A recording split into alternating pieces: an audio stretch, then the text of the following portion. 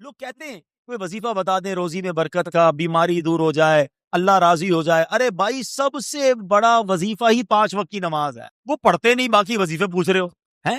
یقین کریں احادیث میں مضمون ملتا ہے، نماز سے روزی میں برکت ہوتی ہے، نماز بیماریوں کو دور کر دیتی ہے، نماز اندھیری قبر کا چراغ ہے، نماز آپ کی طبیعت کو حشاش بشاش. پوچھے رہے نماز ماشاءاللہ نمازی مجھے دیکھ رہے ہیں، سن رہے ہیں، اب جب بھی وضو کرتے ہیں بتائیں کتنا ٹینشن ریلیز ہو جاتا ہے، بندہ نیا ہو جاتا ہے. کاروبار کام کاج سے اٹھ کر تھکا ہوا ہے، وضو کرے، نماز پڑھے، اس کے بعد لگتا ہے نئی انرجی آ گئی، اتنا فریش کر دیتی ہے نماز. نماز پڑھے تو نا. نمبر 1، کسی صورت نماز قضا نہیں ہونی چاہیے. مسجدوں میں آیا کرو. ہاں کہا جاتا ہے کہ ایک جگہ پر ڈاکوؤں کی ایک ٹیم نے کسی مالدار شخص کو لوٹا، اس کے گھر میں گھسے. جیسے ہی گھر میں گھسے تو اس شخص کی آنکھ بھی کھل گئی، اس نے شور مچا دیا. تو جیسے ہی شور مچ گیا تو ڈاکو بھاگنے لگ گئے، تو محلے والے بھی ان کو پکڑنے کے لیے پیچھے بھاگنے لگے. وہ ڈاکوؤں کی جو ٹیم تھی وہ آگے آگے، محلے والے چور چور کہہ کے پیچھے بھاگتے رہے. آگے جا کر ڈاکوؤں کو ایک مسجد نظر آئی، کوئی اور جگہ تو سمجھ نہیں آئی، وہ مسجد میں گھس گئے اور مسجد میں جا کر جھوٹ بوٹ نماز پڑھنے لگے. محلے والے ڈھونڈتے ڈھونڈتے مسجد میں آ گئے، کہ یہاں تو نمازی نماز پڑھ رہے ہیں، ڈاکو لگتا ہے کہیں اور چلے گئے. وہ ڈاکوؤں کو چھوڑ کر واپس چلے گئے. اب جو ڈاکوؤں کا سردار تھا نا، بڑا عقل مند آدمی تھا، اس نے اپنی ٹیم کو جمع کیا اور کہتا ہے یار ایک بات بتاؤ، آج میں نے جھوٹ موٹ نماز کی نقل کی ہے، اللہ کے گھر میں آ گیا تو اللہ نے دنیا کی ذلت اور رسوائی سے بچا لیا. اگر سچ نماز پڑھیں گے تو پھر کتنی برکتیں ملیں گی. اللہ ادھر بھی بچا لے گا، ادھر بھی بچا لے گا. میں نیت کرتا ہوں کہ آج کے بعد میں نے ڈکیتی نہیں مارنی، میں نے حرام کمانا نہیں ہے، میں توبہ کرتا ہوں، تم بھی چاہو تو توبہ کر لو. اس کے چیلوں نے کہا ہمارے ڈکیتی میں بھی آپ سردار تھے، اب جب توبہ آپ کر رہے ہیں تو توبہ میں بھی ہم آپ کے ساتھ ہیں. سب نے توبہ کر لی، اللہ کی بارگاہ میں رجوع لائے اور نیک نمازی بن گئے. اب نماز جو ہے نا وہ کس طرح اور کہاں کہاں بچاتی ہے. قرآن پاک میں اللہ کریم ارشاد فرماتا ہے ان الصلاۃ تنہی عن الفحشاء والمنکر، کہ بے شک نماز بے حیائی اور بری باتوں سے روکتی. یہ بڑی کمال کی چیز ہے. لوگ کہتے ہیں یار معاشرے کو ٹھیک کرو. سچی بات یہ ہے کہ ہم معاشرے کو نمازی بنا دیں، بندوں کو نماز کو ٹھیک کر لیں. اگر آپ کسی کی نماز درست کر لیں اور اس کو نمازی بنا دیں نا، ہم کہ یار اس کے اندر یہ بھی بری عادت، یہ بھی بری عادت، یہ بھی بری عادت. آپ اس کو ٹھیک نماز پڑھنا سکھا دیں، باقی کام نماز کر لے گی. کیونکہ رب نے قرآن میں فرمایا نا کہ نماز بے حیائی اور بری باتوں سے روکتی ہے. نماز شیطان پر پتہ کتنی بھاری ہے. شیطان جب نماز فرض ہوئی نا تو شیطان رونے لگا، تو اس کے شاگرد جمع ہو گئے اور رونے دھونے کی وجہ پوچھی تو کہتا ہے اللہ کریم نے مسلمانوں پر نماز فرض کر دی ہے. شاگردوں نے کہا پھر کیا ہوا؟ شیطان کہتا ہے مسلمان نمازیں پڑھیں گے اور اس کی برکت سے گناہوں سے بچ جائیں گے. تو چیلوں نے کہا پھر ہمارے لیے کیا حکم ہے؟ جواب دیا جب کوئی نماز کے لیے کھڑا ہو تو اس کو ایک کہے کہ دائیں دیکھ، ایک کہے بائیں دیکھ، اور اس کو الجھا ڈالو، کنفیوز کر دو، تاکہ اس کا دل جو ہے وہ نماز میں نہ لگے. اے میرے پیارے اسلامی بھائیوں، یہاں دو باتیں بڑی اہم ہیں. ایک تو نماز شیطان پڑھنے نہیں دیتا، اور پڑھتے ہیں تو نماز میں دھیان نہیں لگنے دیتا. ٹھیک ہے نا؟ اب دو تین چیزیں جو میں انشاءاللہ اس کو کور کرنے کی کوشش کرتا ہوں. سب سے پہلے نماز کی اہمیت. ہماری لائف میں نماز کی اہمیت کتنی ہے یہ چیک کرنا.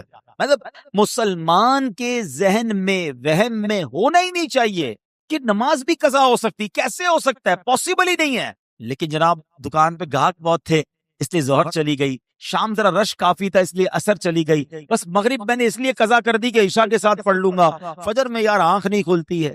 کمال ہے. اتنے عجیب عجیب ایکسکیوز لوگ دے رہے ہوتے ہیں کہ سمجھ نہیں آتا کہ مطلب آپ کی کبھی ٹرین چھوٹی اس لیے کہ صبح ٹرین تھی آنکھ نہیں کھلی، کبھی فلائٹ چھوٹی، کبھی کوئی آپ کا گاہک کہے یا کوئی اہم پارٹی کہے یا آپ کا باس کہے کہ صبح 8 بجے فلاں جگہ پہنچنا ہے، ضروری ہے پہنچنا، آپ 7:30 بجے پہنچ جاتے ہیں، الارم رکھتے ہیں. باقی تمام چیزوں کی اہمیت ہے، ہمارے نزدیک نماز کی اہمیت نہیں ہے. جس کے نزدیک نماز کی اہمیت ہے نا، پوچھے نمازیوں سے. کمال بتاؤں آپ کو، جو 5 وقت کا پکا نمازی ہے نا وہ بے چین رہتا ہے اگر اس کی کبھی جماعت چلی جائے. اس کو اندر ہی اندر سے الارم بجتا ہے، یار میری عشاء باقی ہے، میری مغرب باقی ہے. اس کو چین نہیں آئے گا، اس کی باڈی ریکال کرتی ہے کیونکہ اس نے اپنے ذہن میں یہ بٹھا لیا ہے، یہ سافٹ ویئر اپڈیٹ ہو چکا ہے کہ کچھ بھی ہو جائے میری نماز قضا نہیں ہو سکتی. مبارک ہو انہیں جن کی نماز قضا نہیں ہوتی. کیسے نماز قضا ہو جائے بھائی؟ کبھی ہماری ناشتہ قضا ہوا؟ کبھی دوپہر کا کھانا قضا ہوتا ہے نہیں یار آج فجر یار جلدی میں تھا ناشتہ ہی کھانا بھول گیا اب دوپہر کا کھانا ہی نہیں کھایا. باڈی ریکال کرتی ہے بھائی, باڈی بتاتی ہے کہ یار دوپہر کا کھانا نہیں کھایا بھوک لگ رہی ہے. اپنی زندگی میں نماز کو ایسا شامل کر لو کہ تمہیں کوئی یاد نہ دلائے, تمہارا دل تمہارا دماغ خود اندر سے کہے کہ نماز کا وقت ہو گیا چلو نماز کی. ہاں اور ایسا ہو جاتا ہے ماشاءاللہ. آپ دیکھیں جو 5 وقت کے برسوں سے نمازی ہے نا ان کی نماز قضا نہیں ہوتی, بالکل ٹائم پہ وہ نماز پڑھتے ہیں کیونکہ انہوں نے اپنی زندگی کا اسے ایک حصہ بنایا ہے. کچھ لوگ حصہ نہیں بناتے, موڈ آتا ہے جیسے ابھی بیان ہوا کل سے نماز پڑھوں گا, 3 دن بعد پھر نماز ختم. وہ جوش آتا ہے, جوش اپنی جگہ پر. آپ کو روٹین بنانی ہوگی, آپ کو پہلے اپنے آپ کو سمجھانا ہوگا.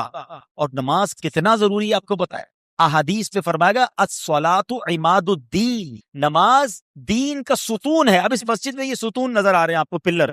اللہ نہ کرے کوئی پلر کاٹ دے, کیا ہوگا؟ عمارت گر جائے گی نا.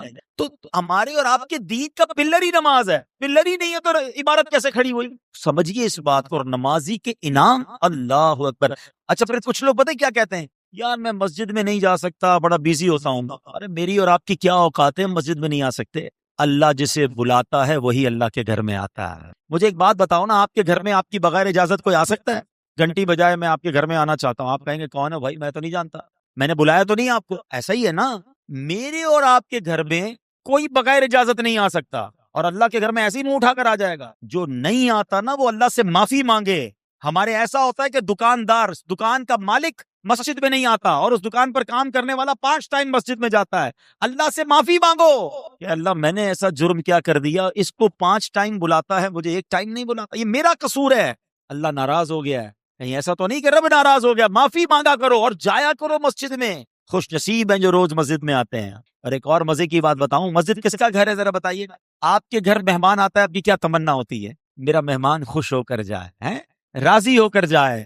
تو کریم کے گھر میں آؤ گے تو وہ ویسے ہی واپس لوٹا دے گا, وہ تمہیں خوش کر کے لوٹائے گا, جھولیاں بھر کے لوٹائے گا. پھر ایک اور پرابلم, مسجد میں جاتے بھی ہیں تو مسجد کا ادب ہی نہیں ہے. جیسا منہ آیا ہے, جیسے کپڑے پسینے والے میل والے ویسے ہی لے کر چلے گئے مسجد میں. یہ نہ کرے. کسی سیٹ کے گھر پہ جاتے ہو ایسے کپڑے پہن کر, کسی دعوت میں جاتے ہیں اور تیار ہو کر پرفیوم لگا کر اچھے کپڑے استری کر کے, اللہ کے گھر میں جیسے ہی منہ اٹھایا گیا. نہ کرو. مسجد کا اکرام کرو, منہ بھی صاف ہو, لباس بھی صاف ہو, اہتمام کریں. آپ کہیں کیا کریں جناب, جاب کرتے ہیں کپڑے میلے ہو جاتے ہیں, ایک سوٹ رکھ لیں الگ سے, نماز کے وقت پہنے اسے. بزرگوں نے نماز کے لیے الگ لباس رکھے ہوئے تھے, خوشبو لگاتے تھے. اہتمام کرو گے نا, جتنا مسجد کا ادب کرو گے اتنا نوازے جاؤ گے. تیسری بات, مسجد میں آ کر بھاگا نہ کرو, جلدی نہ مچایا کرو. یہ بھی بڑا پرابلم ہے. علماء نے بڑی پیاری مثال دی ہے کہ مومن کی مثال مسجد میں ایسی ہوتی ہے جیسے مچھلی پانی کے اندر ہوتی ہے, کیسے پرسکون ہوتی ہے پانی کے اندر. اور منافق کی مثال جیسے مچھلی پانی کے باہر ہوتی ہے. اب اپنے دل سے پوچھ لو, ہم جب مسجد میں آتے ہیں ہمارے دل کی کیفیت کیا ہوتی ہے؟ یار جلدی ختم ہو جائے بس, کسی طرح لیٹ ہو رہا ہے یار, ابھی تک امام صاحب کبھی 2 منٹ نماز لمبی کر دے تو لوگ نمازی امام صاحب کو پکڑ لیتے ہیں, حضرت آپ نے 2 منٹ زیادہ لے لی ہے, 1 منٹ دعا لمبی کرا دی. اللہ کے بندے تجھے 2-3 منٹ اللہ کے گھر میں بیٹھ کر پرابلم ہو رہی ہے. اچھا یہی اعتراض کرنے والا بار پان کی دکان پہ آدھا گھنٹہ کھڑا رہ جائے گا, اس کو وہاں پرابلم نہیں ہے. یہاں پرابلم ہے کہ 3 منٹ زیادہ کیوں, امام صاحب 1 منٹ لیٹ کیوں گا, اور درود پڑھ لیتا ہے 1 منٹ. بھائی اللہ کے گھر میں بے سکونی کیسی؟ اپنے دل سے پوچھو کہ میں اللہ کے گھر میں جاتا ہوں تو بے چینی کیوں ہوتی ہے؟ دل کا علاج کرو, سکون سے بیٹھا کرو. دنیا میں کوئی بڑا سیٹ صاحب ہمیں بلائے, بہت بڑا آدمی, اور ہمیں کہے کہ بھائی 5 منٹ کے لیے آپ کا ٹائم ہے, ہم چلے جائیں, اور 10 منٹ بٹھا لے. ہم باہر آ کے کہتے ہیں یار مجھے تو 10 منٹ بٹھایا ہے, مجھے 5 منٹ 15 منٹ ایکسٹرا ٹائم مل گیا. تمہیں دنیا والا 10 منٹ زیادہ بٹھائے تم خوش ہوتے ہو, اللہ کے گھر میں 5 منٹ زیادہ بیٹھنے کے لیے تیار نہیں ہوتے ہو. یہ نہ کیا کرو, بیٹھا کرو. میں آپ کو اور مشورہ دیتا ہوں, ہم سارے ہی پریشان ہیں جتنے بیٹھے ہیں, سب کے ساتھ کوئی نہ کوئی کہانی ہے. کوئی بیمار ہوگا, کوئی قرضے میں ہوگا, کسی کے روزگار کے مسئلے, کوئی اولاد کی پرابلم میں, ساری دنیا میں پرابلمز ہی ہے نا. مسجد میں آیا کرو, نماز ختم بھی ہو جائے کرے نا, دعا بھی ہو جائے, پھر بھی بیٹھا کرو, 2-4 منٹ اکیلے میں بیٹھ جائے بس, پھر اللہ سے باتیں کیا کرو. ہاں مزے کی بات بتاؤں, دنیا کائنات میں بڑے لوگوں سے بات آسان نہیں ہے. کسی سے فون کرو تو نمبر ہی نہیں ملتا بڑے آدمی کا, اٹھاتا ہی نہیں کوئی فون ہمارا ہے, بیچ پہ سیکرٹری ہوتا ہے, صاحب بیزی ہیں. اچھا بات کرنی ہے 3 دن بعد, اتنے بجے کال کرنا, 5 منٹ کی کال, بڑے آدمی سے بات کرنا اتنا مشکل. آؤ میں بتاتا ہوں, جس نے کائنات بنائی ہے نا, اس سے بات کرنے کا کوئی پرابلم نہیں ہے. جتنی بات کرنی ہے بات کرو. ہاں اللہ دل کی بات بھی سنتا ہے, تمہاری زبان میں بات کرو نا, کوئی ٹرانسلیٹر ضروری نہیں ہے. بات پتہ ہے کیسے ہوگی, ٹیلی فون ڈائل کیسے ہوتا ہے, مولا علی فرماتے ہیں کہ جب میرا جی چاہتا ہے رب مجھ سے بات کرے میں قرآن پڑھنے لگ جاتا ہوں، اور جب جی چاہتا ہے میں رب سے بات کروں تو میں دعا کرنے لگ جاتا ہوں۔ یہ جو دعا ہے نا، ہاتھ اٹھانا، یہ ڈائریکٹ ڈائلنگ ہے، بس اب آپ بولتے جائیں۔ آپ نے ہاتھ اٹھائے، بلکہ ہاتھ بھی اٹھانا دعا کے لیے ضروری نہیں، ادب ہے، نہ بھی اٹھائیں، اب سر جھکا کے بیٹھے اللہ سے باتیں کرو، وہ دل کے حال بھی جانتا ہے۔ کہو نا اس سے میں بیمار ہوں، کہو نا اس سے میں پریشان ہوں، کہو نا مالک میں پھنس گیا ہوں۔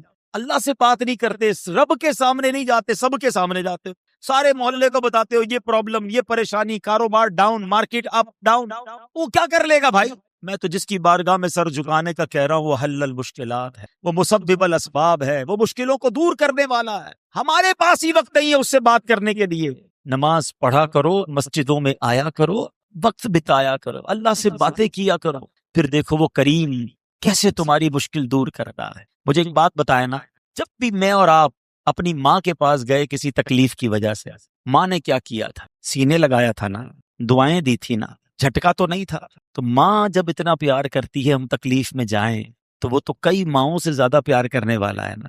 اس کو پکارو تو صحیح، اس سے مانگو تو صحیح، ہاتھ تو اٹھاؤ، دعا تو کرو، سر تو جھکاؤ۔ نمازیں قضا کرنے والا، مسجد سے دور بھاگنے والا کیسے امید کرتا ہے کہ اللہ میری دعا قبول فرمائے گا اور مجھ پر مشکلیں آسان فرمائے گا؟ ہم خود ہی رب سے بھاگے ہوئے۔ تو نماز سے دوستی، مسجد سے دوستی تھام لو، کسی صورت نماز قضا نہ ہو۔ اچھا، میں نے ایک طرف تو نماز کے فضائل بیان کیے، نماز پتہ ہے کیسے کیسے فضائل ہے۔ نماز کے بارے میں میرے آقا نے فرمایا جعلت قرۃ عینی فی الصلاۃ، نماز میں میری آنکھوں کی ٹھنڈک ہے۔ ہم کہتے ہیں غلامی رسول میں موت بھی قبول، جس کو موت قبول ہے اس کو نماز قبول کیوں نہیں ہے؟ پہلے تو نماز ہے نا، موت کی باری تو بعد میں آئے گی، خالی نعرے لگانے آتے ہیں۔ اور پھر سنو، سب سے بڑا انعام پتہ ہے نمازی کو کیا ملے گا؟ کہ بروز قیامت اس کو اللہ کریم کا دیدار نصیب ہے، رب کا دیدار۔ آ رہا ہے نا، معراج کا مہینہ ہے نا، 27 رجب کو سب پھر سنیں گے انشاءاللہ آقا کی معراج کے واقعات۔ تو آقا کو تو معراج نصیب ہوئی، ہم گناہگاروں کے لیے بھی چانس ہے کہ جو نمازی ہوگا اللہ کریم قیامت کے بعد جنت میں اس کو اپنا دیدار عطا فرمائے گا۔ اب آپ کی مرضی ہے، اللہ کا دیدار کرنا ہے تو نمازیں پڑھو۔ اچھا، لیکن ایسا نہیں کہ نماز آپشنل ہے، پڑھ لی تو پڑھ لی، نہیں پڑھی تو کوئی مسئلہ نہیں۔ نہیں جناب، سب سے بڑا گناہ، بڑے سے بڑے گناہوں کی جب بھی لسٹ آپ دیکھیں گے نا، کبیرہ گناہوں کی لسٹ، اس میں نماز نہ پڑھنا شامل ہوتا ہے۔ کہ کوئی شراب پیے، لوگ کہتے ہیں او ہو شراب پیتا ہے، او ہو یہ جواری ہے، یہ ہیروئنچی ہے، یہ فلاں غلط کام، بدکاری کرتا ہے۔ ٹھیک ہے، یہ سارے گناہ ہیں، بڑے گناہ ہیں، مگر ان سب سے بڑا گناہ بے نمازی ہونا ہے۔ اس کو کوئی نہیں بولتا بھی بے نمازی ہے، کیونکہ سارے ہی بے نمازی ہیں، اکثر ہی بے نمازی ہے۔ نہ کرو ایسا، اللہ شدید ناراض ہوتا ہے جو نماز نہیں پڑھتا۔ روایتوں میں آتا ہے کہ کوئی شخص ایک نماز جان بوجھ کر قضا کر دینا، اس کا نام جہنم کے اس دروازے پر لکھ دیا جاتا ہے جس سے وہ اس کو جہنم میں داخل کیا جائے گا۔ اب آپ سوچیں، ہمیں احساس ہی نہیں ہے نماز قضا ہو رہی ہے، کوئی سر پہ بل بھی نہیں آتا، کوئی افسوس بھی نہیں کرتا کہ یار آج میری نماز قضا ہو گئی، ٹینشن ہی کوئی نہیں۔ حالانکہ یہ سخت گناہ، روایتوں میں آتا ہے کہ اللہ کریم جب کسی سے ناراض ہوگا اور بے نمازی قبر میں جائے گا تو اس کو قبر ایسے دبائے گی، میرے آقا نے انگلیاں ملا کر فرمایا کہ پسلیاں ٹوٹ پھوٹ کر ایک دوسرے پہ پیوست ہو جائیں، دونوں طرف کی پسلیاں آپس میں مل جائیں گی، قبر ایسے دبا دے گی بے نمازی۔ خدا را نماز کسی صورت قضا نہیں ہوگی، نیت کریں انشاءاللہ۔ اب ایک اور مسئلہ، نماز پڑھنی ہے، مسجد میں آنا ہے، لیکن ایک اور مسئلہ ہے، کچھ لوگ بیٹھے ہوں گے جو ماشاءاللہ 5 وقت کے نمازی ہوں گے، اور میں نے تو قرآن کی آیت سنائی ہے ان الصلاۃ تنہا عن الفحشاء والمنکر، بے شک نماز بے حیائی اور بری باتوں سے روکتی ہے۔ واقعہ بھی بتا دیا۔ ایک اور واقعے سے اس بات کو سمجھیے گا، کتابوں میں لکھا یہ بھی واقعہ کہ نزہۃ المجالس میں کتاب، بڑا عجیب و غریب واقعہ ہے کہ ایک شخص جو ہے وہ ایک عورت پر عاشق ہو گیا، وہ عورت شادی شدہ بھی تھی، اس نے اس عورت کو ایک چٹھی لکھی اور پیغام دیا کہ میرا دل تم پر آ گیا ہے، برا ارادہ تھا اس کا۔ اب چونکہ عورت بڑی سمجھدار تھی اور اس کا جو شوہر تھا نا وہ مسجد کا امام تھا، پرہیزگار بھی تھا، سمجھدار بھی تھا، اس نے اپنے شوہر کو پرچی دی کہ دیکھیں اس طرح مجھے ایک شخص نے پرچی دی ہے۔ تو شوہر نے کیا کہا کہ ایسا کرو کہ اس شخص کو تم ایک چٹھی لکھ کے دو کہ ٹھیک ہے تم ایک کام کرو کہ پہلے فلاں مسجد میں امام کے پیچھے، فلاں امام کے پیچھے 40 نمازیں با جماعت بلا ناغہ پڑھو، اگلی بات اس کے بعد کرے گی۔ اب اس کے دماغ میں عشق کا بھوت سوار تھا، اس نے کہا چلو ٹھیک ہے، لگتا ہے کوئی کام بن جائے گا۔ وہ 40 نمازوں تک، 40 دن تک، بلکہ 40 دن تک 5 نمازیں وہ بلا ناغہ اس مسجد میں جاتا اور امام صاحب کے پیچھے ادا کرتا، پڑھتا رہا پڑھتا رہا پڑھتا رہا، دل پر اثر ہوتا رہا، سبحان ربی العالی، سبحان ربی العظیم، اللہ اکبر، ہیں اللہ کی بارگاہ میں دعائیں کرتا رہا، نمازیں پڑھتا رہا، اب دل پر اثر ہونا شروع ہو گیا۔ ابھی 40 دن گزرتے ہیں تو وہ نوجوان جو ہے اب ایک اور پرچی لکھتا ہے اور کہتا ہے کہ میں آپ سے معافی کا طلبگار ہوں، اللہ کی بارگاہ میں سجدہ کر کے مجھے پتہ چل گیا، نمازیں مجھے پڑھتے ہوئے پتہ چل گیا کہ یہ حرام اور رب کی ناراضی والا کام ہے۔ اگر محبت کرنی ہے تو اللہ سے کرنی چاہیے، اللہ کے حبیب سے کرنی چاہیے۔ میں ان تمام حرام کاموں سے میں نے توبہ کر لی ہے اور میں اب اللہ کی بارگاہ میں توبہ کرتا ہوں۔ میری بہن، میں آپ سے جو غلط نیت تھی اس پر بھی معافی چاہتا ہوں۔ اللہ اکبر۔ اس عورت نے اپنے شوہر کو وہ پرچی دکھائی کہ دیکھیں یہ تو کمال ہو گیا، یہ شخص برے ارادے سے آیا، آپ نے نماز کا کہا، 40 نمازیں ابھی پوری نہیں ہوئی ہیں اور اس کے دل کی دنیا بدل گئی ہے۔ اللہ اکبر۔ اس شخص کی زبان پر اب بے ساختہ یہ جاری ہو گیا، صدق اللہ العظیم فی قولہ، اللہ نے قرآن میں بالکل سچ فرمایا ہے۔ اور کیا فرمایا ہے؟ ان الصلاۃ تنہی عن الفحشاء والمنکر، کہ بے شک نماز بے حیائی اور بری باتوں سے بچا لیتی ہے، روک لیتی ہے۔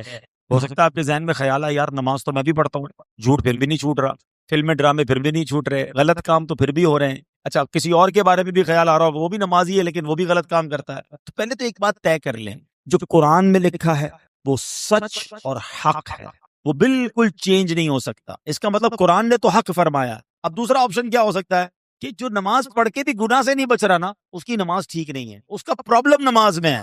اور جی ہاں، میرے آقا علیہ الصلوۃ والسلام نے فرمایا سب سے بڑا چور وہ ہے جو نماز کا چور ہے۔ نماز میں کون چوری کر سکتا ہے؟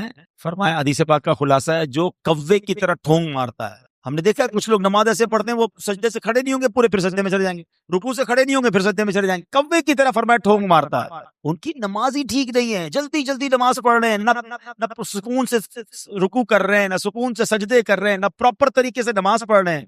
ایسے لوگوں کی نماز بھی ان پر لعنت کرتی ہے۔ ہاں، نماز میں قرات کرتے ہیں نا، تلاوت کس کس کو آتی ہے، مخارج کس کے درست ہے، نماز کے پورے احکام ہے نا۔ اب جب تک آپ کہ میں نماز وضو بھی کروں، نماز بھی پڑھوں اور قبول بھی نہ ہو، یہ کیسے ہو سکتا ہے؟ اب سائنس نے میں بڑا آسان کر دیا سمجھانا۔ پہلے ہم لوگوں کو کہتے تھے، لوگوں کو سمجھ نہیں آتی تھی۔ اب مثال کے طور پہ ہم ہر روز نماز میں پڑھتے ہیں الحمدللہ رب العالمین، ہے نا، پڑھتے ہیں نا۔ معنی کیا ہے؟ تمام تعریفیں اللہ تعالیٰ کے لیے جو عالمین کا رب ہے، ٹھیک ہے۔ لیکن اگر کوئی پڑھے الحمدللہ رب العالمین، ہا اور ہا میں فرق تو تھوڑا سا ہی ہے، مگر معنی کیا بن جائے گا؟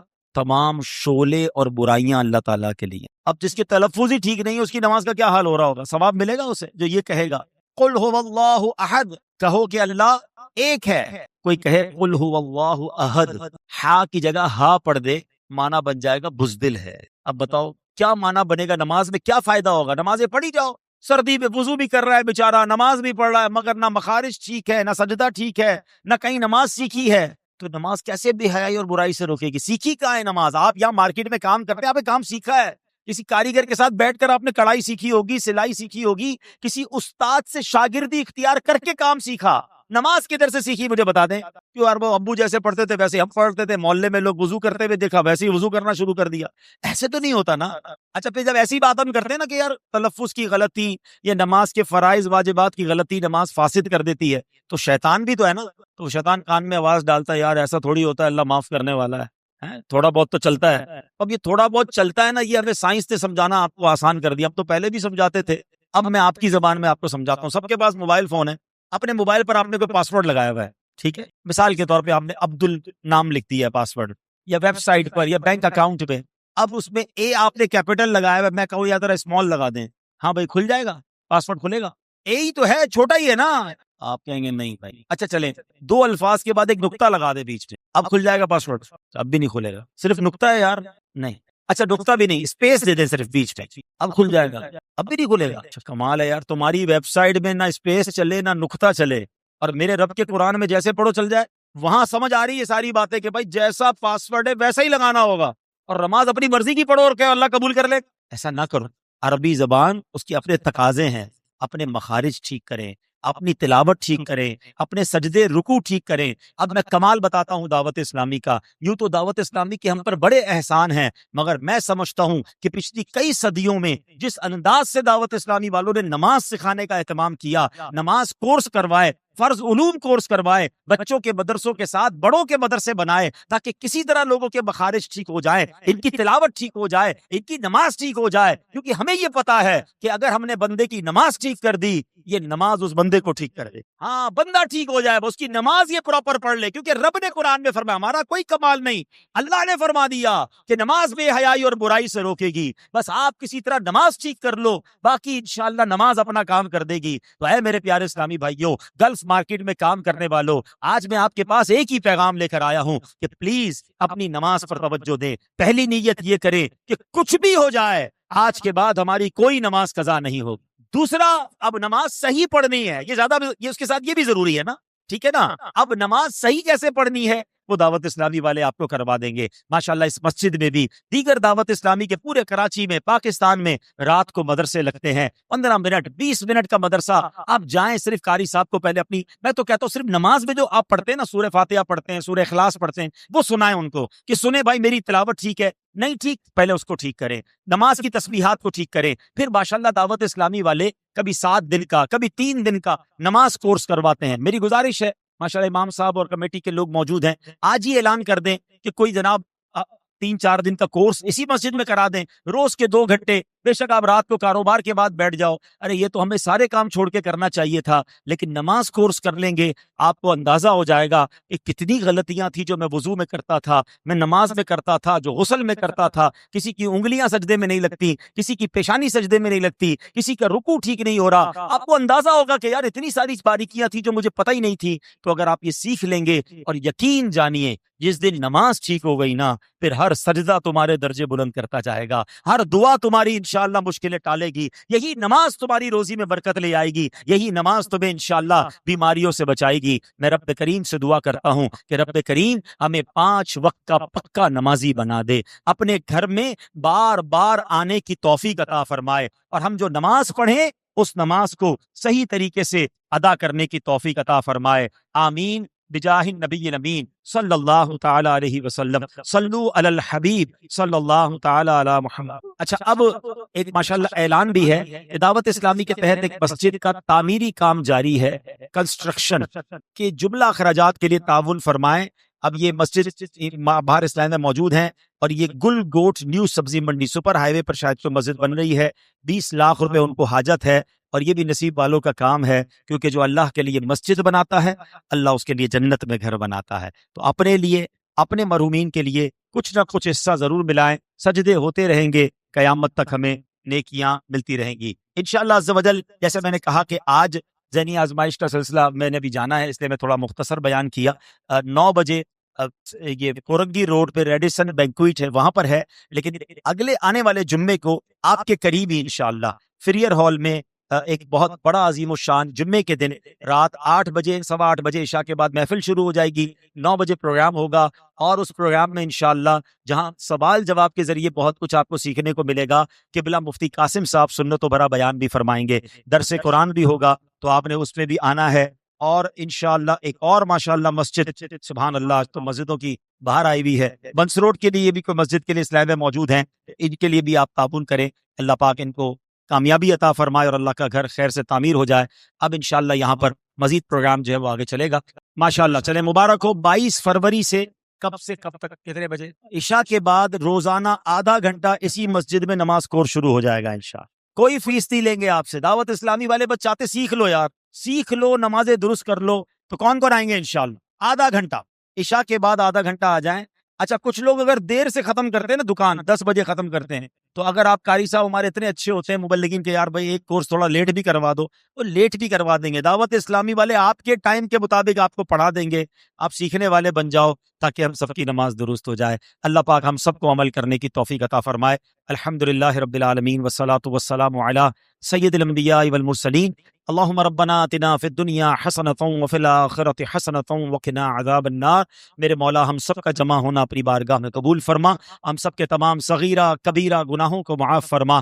آج ہم نے نماز کے بارے میں سنا ہے اللہ ہمیں 5 وقت کا پکا نمازی بنا دے، اے اللہ سجدوں کی لذت بھی عطا فرما، با جماعت نمازیں پڑھنے والا بنا دے، میرے کریم مولا ہماری مشکلیں آسان فرما، ہم سب کو صحیح طریقے سے سیکھ کر صحیح نماز پڑھنے کی توفیق عطا فرما، سب کی جھولیاں بھر دے، سب کی مرادیں پوری کر دے، اس مارکیٹ میں کاروبار کرنے والوں پر خاص رحمتوں اور برکتوں کا نزول فرما، ہمارے وطن پر خاص نظر فرما، جو مشکل گھڑی آئی ہے، جو مشکل وقت آیا ہے، اے اللہ ہماری معیشت کو اپنے کرم سے سہارا عطا فرما، اے اللہ مہنگائی کے طوفان کو دور کر دے، رب یسر ولا تعسر وتمم لنا بالخیر یا فتاح وبک نستعین وافوض امری الی اللہ ان اللہ بصیر بالعباد، میرے مولا ہم کو جلدی جلدی مکہ مدینے کی حاضری نصیب فرما، وصلی اللہ تعالی علی خیر خلقہ محمد وآلہ وصحبہ اجمعین۔